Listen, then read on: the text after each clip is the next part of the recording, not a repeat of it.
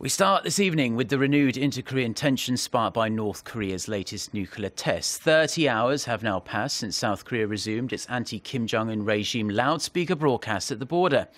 Pyongyang loathes these broadcasts that are filled with critical messages and K-pop and has threatened to attack the speakers in the past.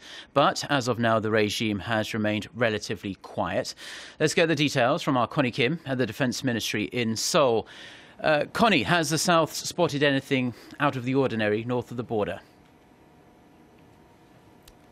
Well, Mark, South Korea's loudspeaker broadcasts continue to blare out at 11 different locations along the inter-Korean border, but officials here are telling me that they're not detecting any unusual movements coming from the North Korean military. In fact, the ministry spokesman says that it's highly unlikely that North Korea will launch an abrupt provocation at this point. Take a listen. The North Korean military is currently maintaining its increased surveillance and alert level. On its side, the South Korean military remains on its highest alert level. Soon after Seoul flipped the switch on its loudspeakers, Pyongyang did the same, hoping the move will prevent North Koreans along the border from hearing the broadcasts.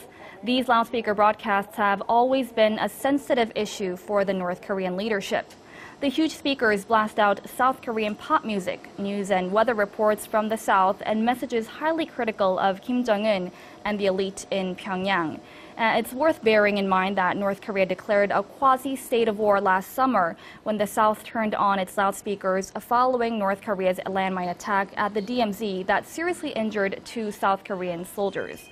While there has been no official statement from the North yet, Kim Gi-nam, the secretary of the ruling Workers' Party, has slammed the broadcasts, saying the U.S. and its allies were taking the situation to the brink of war. OK, so some strong words from that official, but apart from that, a rather muted response from North Korea. And Connie, while we have you on the line, what is the Defense Ministry saying about North Korea's latest footage, which appears to show a test of a submarine-launched ballistic missile? The word seems to be that the regime's video editing team might have been heavily involved. Well, that's highly likely to be the case, Mark. Seoul's defense ministry says the latest video was edited using old videos of previous Scud missile launches. In fact, the defense ministry official says that it'll take the North a considerable amount of time for North Korea to master the technology. Analyzing North Korea's latest SLBM video, we can say the regime is at the ejection stage of development.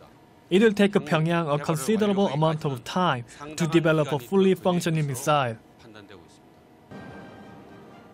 What's important to note here is Pyongyang's technological development. If we look at the video footage in May when the North tested another SLBM, the launch angle was 74 degrees, whereas the recent footage shows a 90-degree launch angle.